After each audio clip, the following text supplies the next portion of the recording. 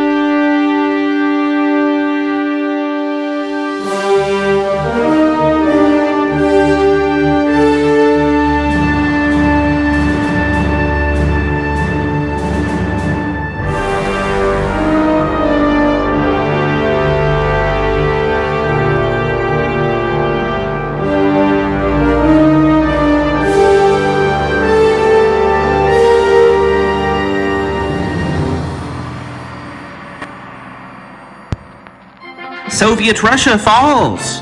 After Hitler seizes Moscow and knocks the Soviet Union out of the war, the remaining Allies scramble to prepare their defenses. Will the Fuhrer move to bring Great Britain to its knees? Or will he turn south to attack the Allies in North Africa? Meanwhile, American High Command begins to question the validity of Operation American Defense. As we open up this issue of Tales to Inspire, we see a little yellow box in the corner of the first panel of this page that reads, Berlin, Germany, August 1943. And in this panel, we see the historical buildings of the Pariser Platz. Their aged facades are choked out behind the blood-red flags of the Nazi regime. We see crowds of people stuffed into the stands that are all pointed towards an execution stage that has been installed in the middle of the plaza. We see a broad-shouldered man with a square face and a thick mustache walked up the steps to his execution. A little yellow box next to this man identifies him as Joseph Stalin, leader of the now-defunct Soviet Union. The executioner places a loop of rope around the dictator's head, while Stalin's gaze is directed up into the crowd. On the balcony of the former U.S. Embassy, we see a gathering of men dressed in fine clothes and military medals. There's an awning that is installed overhead that shades one individual from our view. The shadowy figure lifts out a pale hand and with excruciating slowness points his thumb down. Stalin's mouth falls agape, as even now he believed that the man he once considered a friend would show him mercy. The executioner pulls the lever, but we do not see the body fall. Instead, we see a splash page, as everyone in attendance throws their right hand into the air in the Nazi salute, and they turn their attention towards the man sitting in the shade, Adolf Hitler, the Führer of the Third Reich, and soon-to-be ruler of all of Europe. Meanwhile, we see the feet of Joseph Stalin hanging in the foreground. We turn the page from that scene to see a single battleship situated on the water. There's a yellow box that reads, USS Augusta in the Mediterranean Sea. It is this battleship with radars and guns and turrets, and there are sailors running back and forth across its deck. And then we go into the USS Augusta, or rather, I guess, aboard the USS Augusta. Where do we find the four of you? I think Omission is getting extra food by going through it over and over again a couple of times, and like stocking up just in case people forget to make sure he's eaten. Yeah. So he's just kind of going around over and over again, like. Perfect. So we see, for that series, we see like 3 panels, and it's just like a line of servicemen going through this line, and then in the middle panel we see Omission and like the slop or is whatever is put onto your plate, and then a new 3 panels, the same guy putting new food on people's plates, and then a right panel is just Omission, and then next 3 panels in the middle it's Omission again getting another plate. Like a mustache. Yeah. So Omission just stocking up food. What about the other 3? I think we find Torchbearer up on the deck, kind of off by himself, like the port bow, just like by a railing, just like his hands down, gripping the railing, leaned over, his head hanging low, just taking some time to himself. Who's the next hero we see? I think Sergeant Daniels is maybe like in the closest thing that she has to private quarters, whatever that looks like. And she's like kind of like, I guess, decompressing a little bit. She's maybe like washing her face, just like kind of in shock with everything that she's seen, but just trying to like psych herself up, like she's here for a reason, she knows what she's doing, like everything's gonna be okay, she's going to represent her mother well, like, you know, just like, yeah. So are you voicing any of this, like, as you're washing your face? I think so. I think maybe she's doing like some of the things that they did early on in her like witch training of like meditating on like, you are good, you can do great things, like just all these kind of like affirmations. So she's like repeating the affirmations that she's been taught since she was little. Okay. Do you know what those affirmations are? You are good and you can do things. Okay. You have the power of the sun, and you bring the magic of the summer to life always. Like, it lives within you.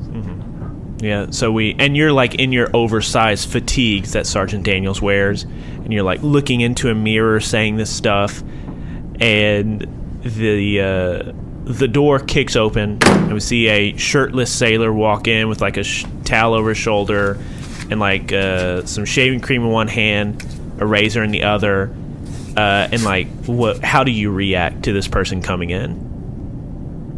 I'm trying to think of a line from Mulan where she's like, "Hey, I'm a man too," like, like that kind of thing. Nothing to see here, just a fellow man.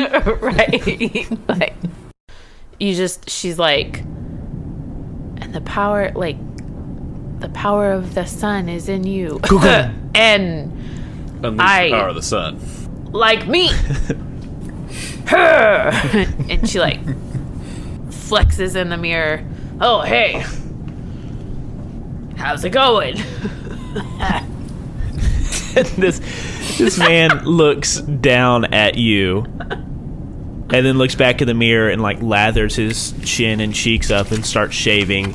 And we have like these awkward few panels where we see the man like shaving in the mirror, and Sister Solstice is just like barely in view of the mirror. Like, we can see her little helmet that's awkwardly sitting on her head askew. Like, just a couple panels as he shaves. And then he wipes his face off, and then he walks out, leaving Sister Solstice alone back into space.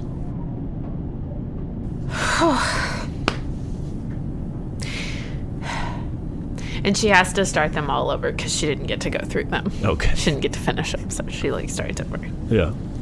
And then where do we find the last hero? So one final question, sorry.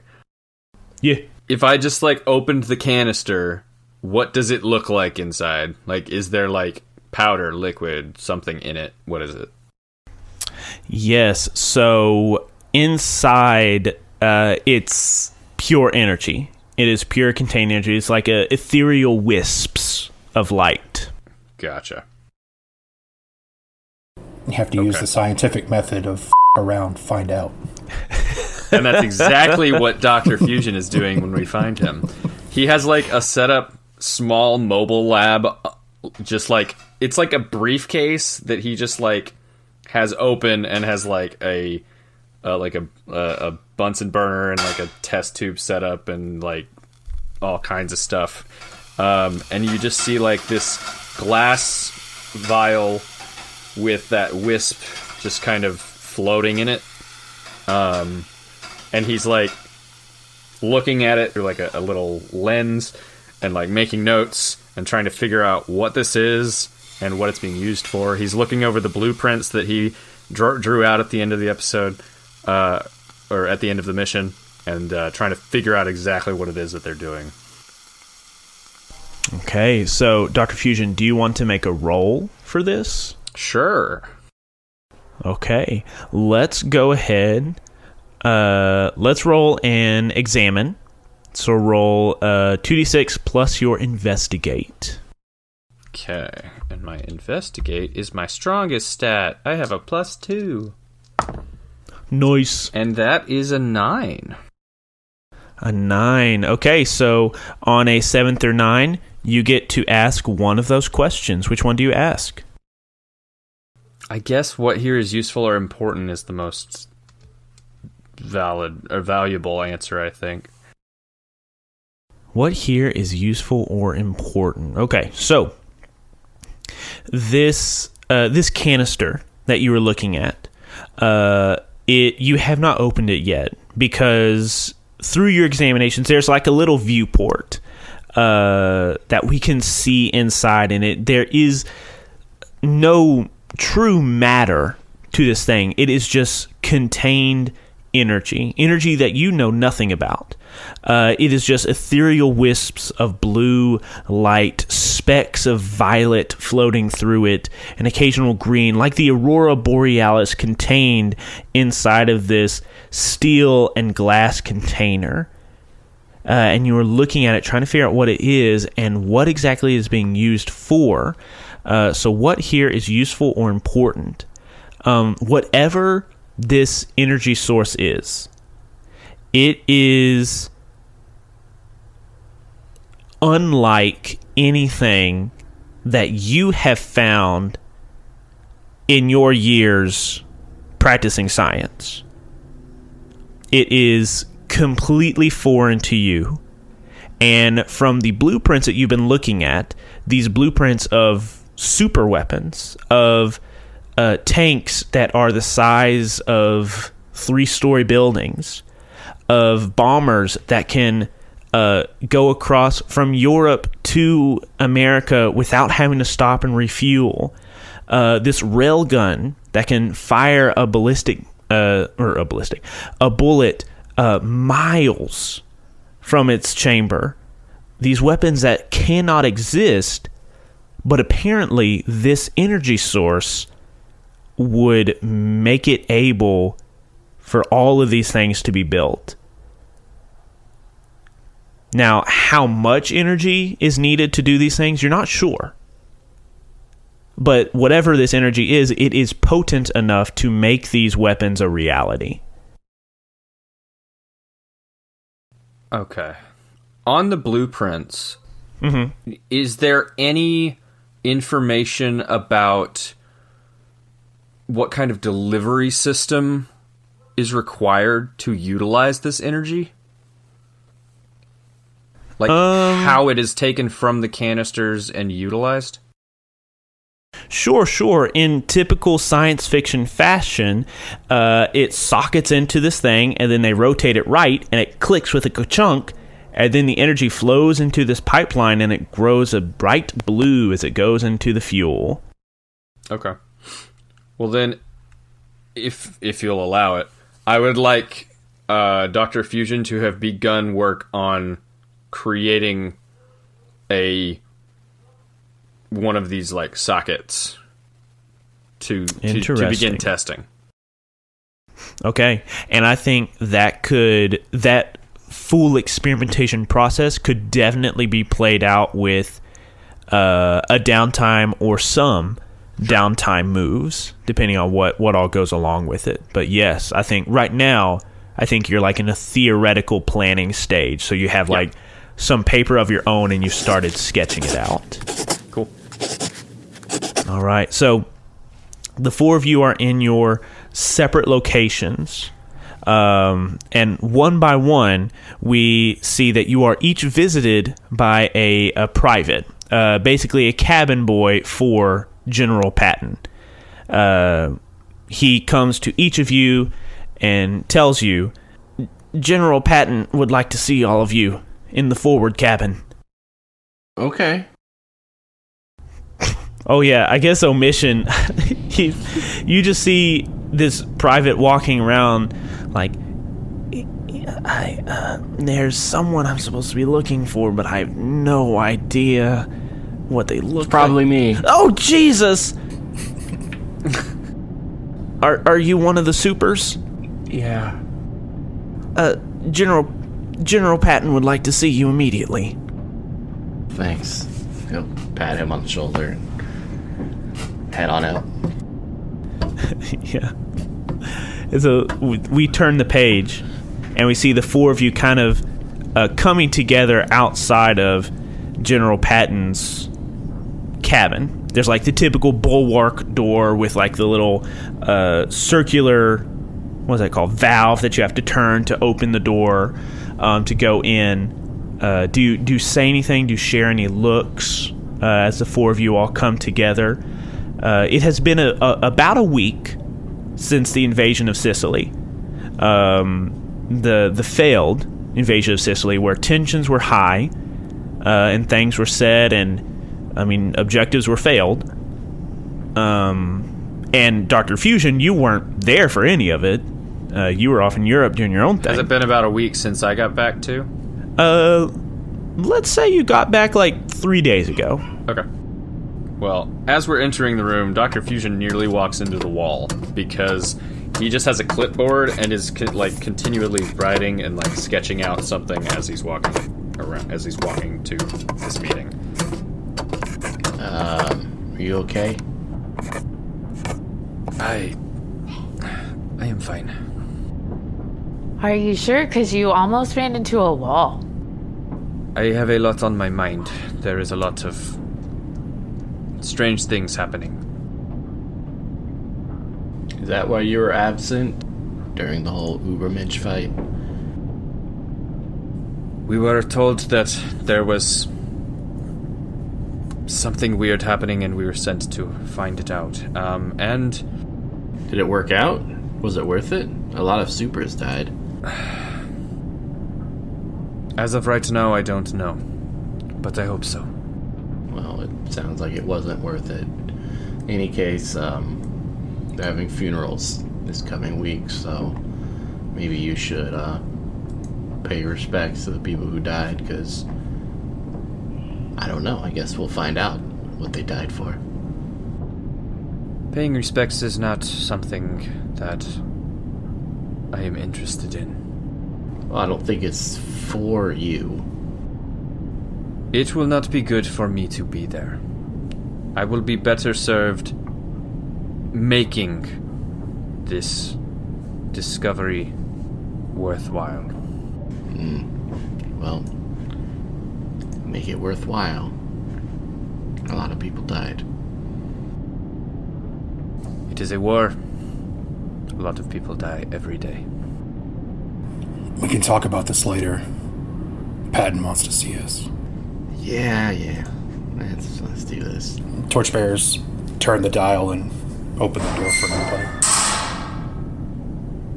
Yeah, so as we have a panel of the door like opening, and we see the wispy tail of a comment bubble come out, and before y'all even come in, you can hear Patton's voice. Done with it! I don't care how many there are, I'm done with it! And then in the next panel, we see Henry Hives Richter. Hives is not his last name. Is in he's talking, or rather, arguing with General Patton. Hives says, "The president hand-selected this team for these missions. You need to..." "I don't need to do anything except win this war. And you know what? These lousy dames and these boys running around in the underpants, they ain't gonna win this war for us." And then I think they turn and look, and they see the four of you standing in the open doorway. Hello, I was just talking to the general about how you can best be used going forward in the war effort. Yes, and I was just telling the sergeant that I don't need you. You have not progressed this war effort at all since you got here. You might have helped us punch through the Kasserine Pass, but we probably could have done that ourselves. You didn't help us take the island, so I'm starting to wonder... I'm turning into... What's the dude that does all the Toy Story songs? Randy Newman. Oh, You got a friend in me. do. You have failed this country.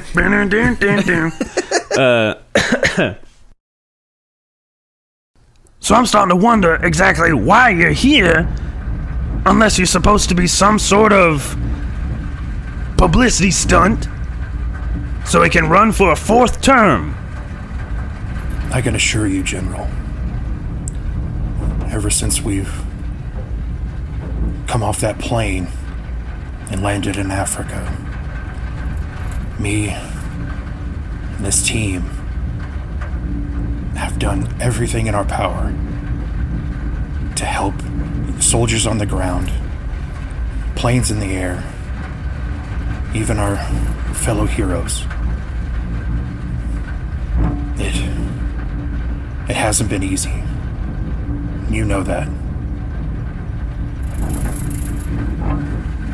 All we can do is keep trying our best. And that's what we're gonna do. Yeah, I mean, people shouldn't blame their tools if they don't know how to use them right. From the sound of the situation in Sicily, you will need us now more than ever. Listen. No offense to any of you, but I didn't want you, and I never really needed you. How is that not supposed to be offensive? Delano sent you here as some sort of experiment, and I don't know much about science, but I would say this experiment has failed. Again, how is that not supposed to be offensive? He said he was sending me 7 heroes. One of you, I don't know where the hell you go. The other one of you, he points at Sister Solstice, is a kid wearing a man's uniform. The third one we've had to ship back to the States because she's in a full body cast. Sister Solstice crosses her arms when he says that to her. What do you call a kid? She says under her breath. She stands up a little straighter. General Patton, you've made it very clear that you want nothing to do with us. Maybe this whole thing is a publicity stunt, some kind of experiment. It really doesn't matter if you need us. Everywhere I look, I see soldiers. I see civilians. Just pleading for someone to help. I know we don't see eye to eye, and what we've done so far hasn't been great. This has been far more difficult than any of us could have imagined. And those soldiers and those civilians asking for our help, they're the ones that we're here for. They're the ones that need us. That's what I intend to do. We could assassinate Hitler for you. I would love to see you try. All right, that's our mission. So, can we leave now? Yeah, sure. And don't mind coming back. Got it. Do the 4 of you leave? Yeah, Torchbearer, leave. Sister Solstice leaves. Dr. Fusion leaves last, but before he does, he looks up from his clipboard at the general. I do not take you as a learned man. But without us, more people will die. It is just simple mathematics. And he leaves. I love it. And Hives follows you out into the hallway. And he says, that guy's committing the biggest boner of his life. Listen, I'm sorry. We all just found out today that British High Command has called back Montgomery and a lot of the troops in India and Burma back to Great Britain to prepare for an impending invasion. Basically, Patton just found out today that he's going to be holding Africa all on his own. And I guess he's not taking it well. He looks at Omission. Were you serious about assassinating Hitler? I mean, if there's anyone who can do the impossible, it sounds like us. I mean, hell, if you can do it, but he doesn't let his lapdog go very far off the leash. Seeing him so far south in Sicily, I mean, that was a surprise. None of us expected that. He must have been pretty desperate to keep us off Europe. Yeah. We'll make them pay. Killing Hitler will not end this war. Another will just step up and take his place. Yeah, but it'll be a big hit to their morale. You may have a point.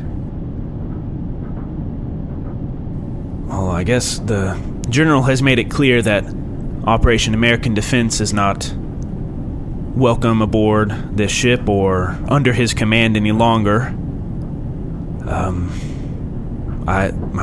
sorry, fellas. I'm at a loss of what to do. I mean, I guess the war in Europe isn't the only war.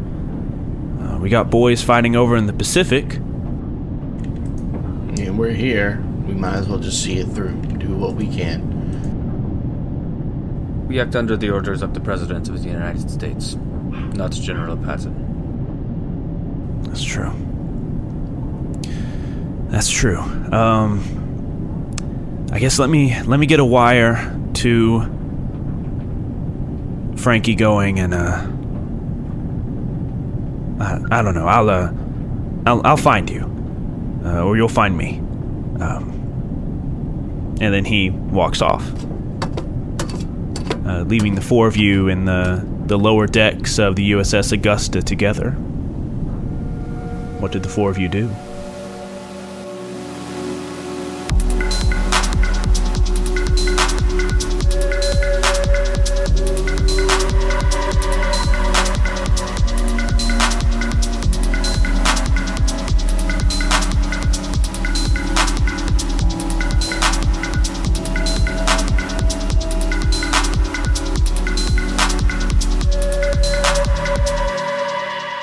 Hello, friends, and welcome to the mid-roll section of Season 1, Episode 9 of Tales to Inspire. I am your editor-in-chief, your host, your dashing, debonair daddy, David White. I hope that you are all enjoying this episode. We just have a little bit of housekeeping stuff to do before we get back to this episode. As you know, we are a show that is completely funded by the generous monthly donations of our patrons on Patreon. And right now, we have fallen below one of our very important goals. We have fallen below our $400 a month goal.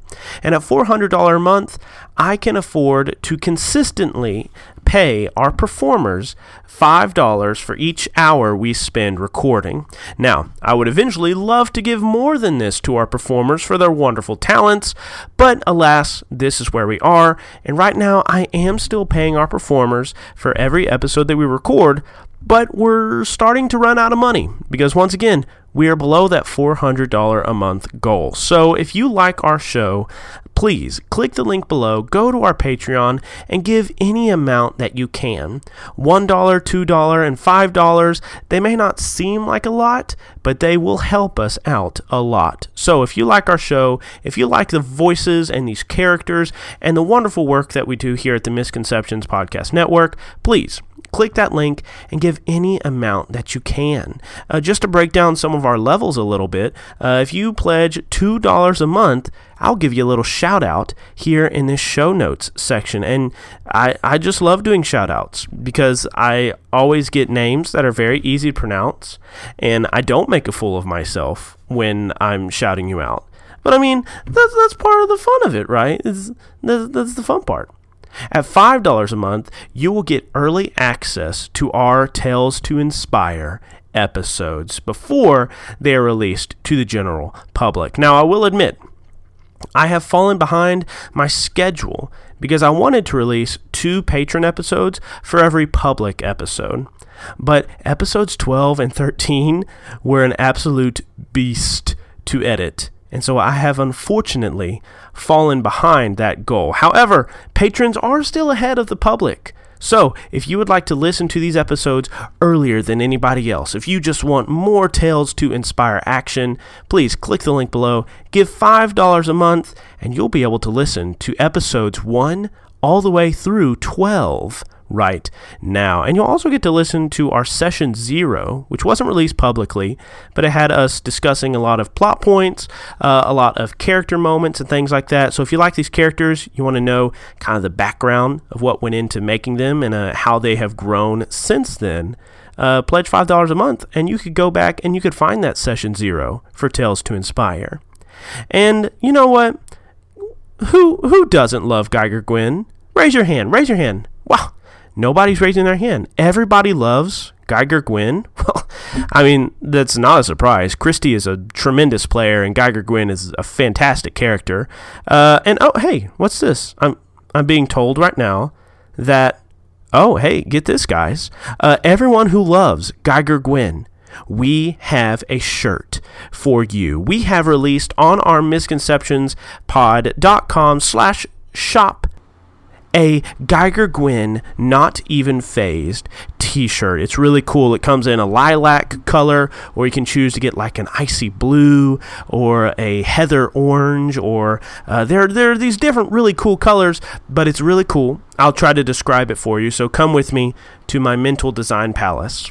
It has Gieger, Gwen, and she's like phasing out of the shirt. Ooh, she's so cool. She's so sexy. She's so badass. And then behind her is this Art Deco text that says in 3 lines, very big words, "Not even phased." Did you get tingles? Did you get a little goosebumps? I hope you did, because it's an awesome shirt. And if you go to our store right now, you can order one, and it will be printed and shipped to you very, very quickly. So if you want to support our show that way, please go to our merch store and buy some of our cool merch. And that is all the cool information I have for you this week. Let's get back to the episode. Let's see, what is Operation American Defense going to do now that they've been removed from the military? Let's listen on and find out.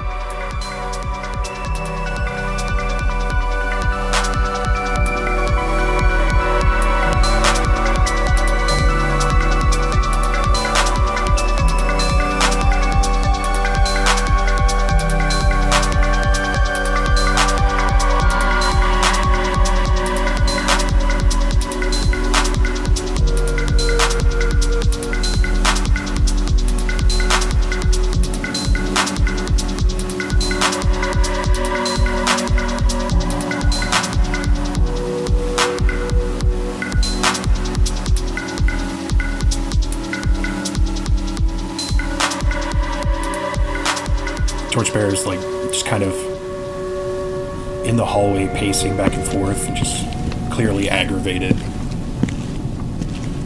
What's up with you? It's been a week. No matter what I do, no amount of rest, I still feel the hurt. I'm just so angry all the time.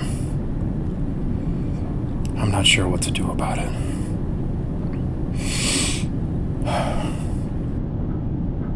Kill Hitler. I don't think that's something that I can do. I think it's something you have to do. You may be right. Is it something I want to do? Doesn't matter. I think it does. Just because you take the figurehead down doesn't mean this all ends. Just because you knock the king off the board doesn't mean that the game's over. No, but it's a pretty impactful move. Perhaps, but when you look at a move like that, there's no coming back from it. And if we go down there and kill a man to prove a point. It's not to prove a point. It's to help win a war. Who does that make us? Heroes. I don't think so. I think history will show itself. and we'll be heroes. We'll help out, do something good. I'm not so easily convinced that an eye for an eye, a tooth for a tooth is the right choice. Sister Solstice, where are you during this conversation? I'm standing nearby where I can hear them, and I'm like listening to both sides and like trying to figure out, like, because like each time one of them says something, I'm like, yeah, oh wait, yeah. And so she's just like really like torn because she's just like not sure what the right thing is. So she's like getting pumped up, and then like she hears Torchbearer, and she's like, oh, but that makes sense too, and like, oh, that sounds like what my mother would say. But at the same time, like, Omission has good points, and like her like teenager voice is like, yeah, like, let's go kill Hitler. But then she's like, but that's not what I'm about, like, that's not what my summer coven is about, like. And so I'm like, what is the right thing? And then it's like, is there a right thing? And so like I'm kind of having like a what's the word, Identity crisis. no Crisis on Infinite Earths. no Final crisis. Infinity Crisis. World War Crisis 2. Crisis Final 4. Fantasy VII Advent Crisis. no, it doesn't have the word crisis in it. Oh, okay. I thought this was a DC comic. I'm sorry. Internal conflict, I guess. Conflicted. It's not Internally really what- conflicted. maybe Mondays? it's not quite it A either. dilemma? I don't know. Conundrum. Maybe. Mondays. Okay, anyways, sure, an internal conflict. Oh. Okay, and I think the way the artist is drawing these panels is Omission on one side, Torchbearer on the other, and like Sister Solstice in the middle, looking back and forth between each of them, and like we can see the reactions on her faces when Omission's talking, like, yeah, like a face of determination, and then looking at Torchbearer like a face of contemplation, like, oh yeah, that's true too. So just like back and forth, and your head, they like draw your head with like the little like one, like the phased out head is over here, but like there's the turning lines as your face goes back and forth between the two. Okay. Yeah, but anyways, this conversation continues. Forever. Forever. The next 20 episodes. Yeah. The finale, we finally figure it out. The war is over. 1949. 1949. The war's been over for 5 years. Yay, we win. See, we did it, guys. Years. We did it. Okay, so is there a final word said, or do we just see the two of you walking away from each other? How does this conversation resolve? Or does it resolve? Look, if you want to do something, I know what to do. If not, I don't know, I guess continue trying to play hero. I'm out. And does Omission walk away? Yeah, Omission. Okay, walks away. Torchbearer's kind of runs his hands over his face and through his hair. Just taking deep breaths, trying to keep his cool and not lose it. Dr. Fusion is going to follow Omission, keeping an eye on him so he doesn't forget. Okay. Sneakily? No. Okay. Dr. Fusion, you're following Omission. Which one of you is the first to say something? And like Omission is starting to get like his equipment and everything, and some guns and grenades and food. Dr. Fusion, like, just stands and watches him for a moment. You have a bloodthirst. Yeah. That can be useful, but in a game of chess, you do not go after the king first. That is only a way to end up trapped and defeated. This isn't chess, this is war. War is chess. Well, it's not. It's not one player versus another player. You don't get to pack up the pieces and go home afterwards. No. You bury the pieces and go home afterwards. I think we play chess very differently. Look, my skill set is better for this. And maybe that's why things haven't been going well, as I've been trying to play it like you guys have. I'm better to just be forgotten. I am not saying that you are wrong. I am simply saying that going after Hitler first is not the move. Before you take the king, you take the pawns, you take the queen. We must find and defeat Hitler's queen.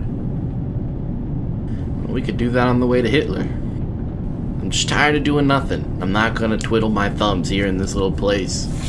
I'm better out there. So I'm gonna do what I can. If they're not gonna give us orders, I'm gonna do what I think is right. That is the end goal, yes. But you cannot move brashly. You must think. I'm not moving brashly. I'm gonna be very cautious and careful as I move across Europe. What are you gonna do? I'm going to find out what their overarching plans are, and I'm going to stop them. They're using my research. The explosion at my lab many years ago was not an accident. They stole my research. They are using my research. I will stop them. Then let's do it together. We can find out where We can do it together. With the rest of the crew. We'll get them on board. You're the charismatic one. I'm the only one packing up to leave. Leaving right this second is not an option. I think it is. I was just gonna take a boat, head on out. Look, they don't care what we do. So let's just do something that matters. And we will. But we have to get everyone else on board. Alright, I will prepare everything. You get everyone else on board. That's your skill set. You clearly do not know me very well. Yeah, you're the charismatic one. Good.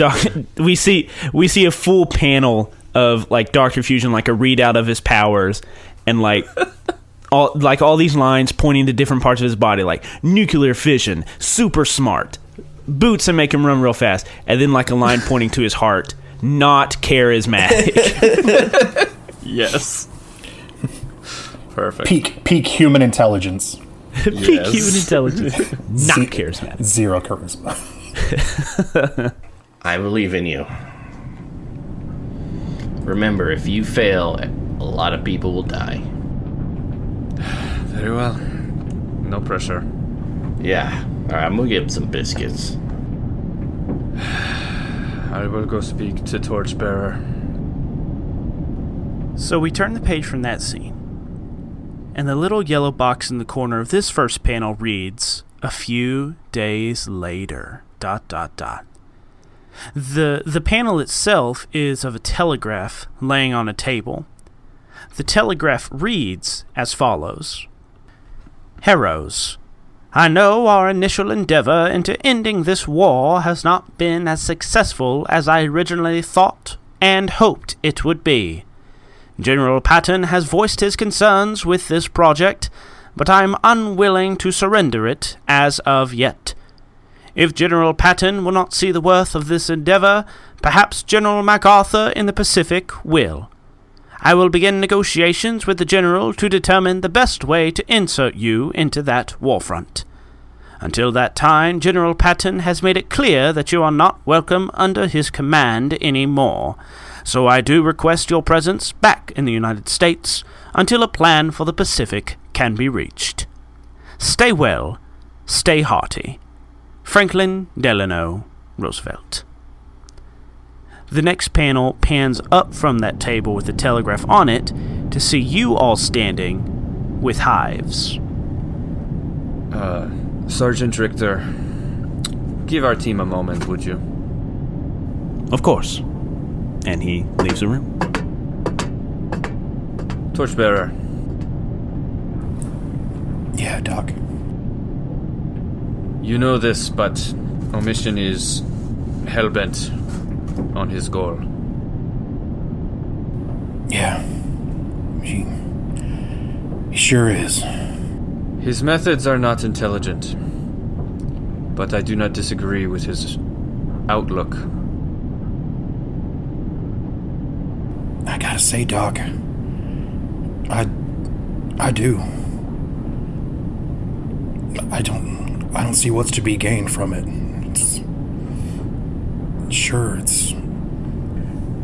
It could end the war, but it doesn't feel right.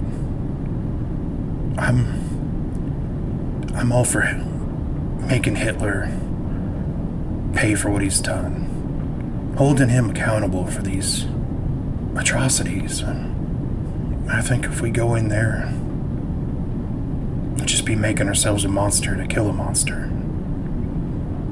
I don't like that. That doesn't sit right with me. I do not wish to become a monster either. But that is why you were put on this team. You are here to keep the rest of us human. I'm really trying. You hear the president is thinking about sending us to Japan. We can't go that way. Omission will never agree. We need to stay together. I say we link up with British intelligence. It is closer to the core of the war. We can do our own reconnaissance, find our own answers, make our own moves. Off the grid and out of the prying eyes of politicians. Yeah, I suppose so. It does sound like Britain's getting ready for some nasty business. But you must be with us. You are our moral center. I'm here to help this team. I'll do whatever you need me to do. Within reason. We will have to do some things that you will probably not agree with. Morality is gray in times of war. Yeah, things have been... We've seen a lot of gray since we've been here. I want you to know, Doc, you're real good with all this science, and you're a smart guy. I just need you to know that there's always a choice. And sometimes the harder choice is the right one. On that we can agree. Child, you're with us, yes? I mean, yeah, I think so. You sure you're okay with this? What they're planning to do, sister? Well, I mean, I'm 13, so I'm not really sure of anything, but I say we go for it. Not gonna lie, Torchbearer gets a look of a little disappointment and nods his head and turns to walk off, be by himself. Torchbearer, with that little tidbit of information you gave us, do you advance your bond clock with Sister Solstice by 1 wedge? Ooh. Perhaps I do.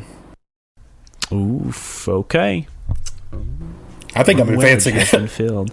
I think this is everybody's bond is suffering right now. Fair. That's fair. So, as Torchbearer walks away from this conversation, we turn the page to see Sergeant Richter walking back into the room. He claps his hands together and exclaims, "The deep-sea dame is on her way to pick us up and take us back to the States. Whenever you're ready, we can..." But he suddenly cuts off as he sees the room is empty. On the table is the telegraph, with another piece of paper laid on top of it. Written in a hasty hand are the words, "Tell the President we are going to kill Hitler." Then, in the next panel, we see the night sky overhead with a single lifeboat making its way across the Mediterranean Sea and away from the USS Augusta. Its prow pointed like a dagger towards the heart of Europe. End of episode. Yes! Yeah. Thanks for listening to this week's episode of Tales to Inspire. Our next episode will be released on October 17th. If you have social media, you can find us on Facebook and Twitter. Like and follow us at Misconceptions Pod for up-to-date information about the show, behind-the-scenes pictures, and just to show us your general positive feelings about the show. We also have a Discord. You can click the link below to join our Discord so that you can chat with other friends of the show and chat with other cast members directly. We also have an email. If you would like to contact us that way, you can email us at misconceptionspod@gmail.com. This show is fully supported by the generous monthly donations of our patrons on Patreon. If you would like to join that elite group of supporters and gain access to exclusive content, please consider joining our Patreon. The Tales to Inspire theme song was composed by Esteban Del Pino. You can find out more about his music on fiverr.com/IAM_WAKE. Omission was played by Mitchell Wallace, who can be found at Mitch Bustillos on Twitter. Torchbearer was played by Phil Montgomery, who can be found at BMC Philanthropy on Twitter. Dr. Fusion was played by Occam Razor, who can be found at Occam Soccam Robo on Twitter. Sister Solstice was played by Kari White, who hates Twitter and refuses to get one. And I'm David White, your editor-in-chief. You can find me at Mr. Banana Socks on Twitter. The role-playing game system used in this production was a modified version of the Worlds in Peril role-playing game by Sam Joko Publishing, featuring elements from the Avatar Legends role-playing game and Masks, a New Generation role-playing game, both by Magpie Games. Tales to Inspire is a product of the Misconceptions Podcast Network. Find out more about our other shows and buy cool merch at misconceptionspod.com. And that's it for this week's episode of Tales to Inspire. Thank you so much for listening, and keep it nerdy, y'all.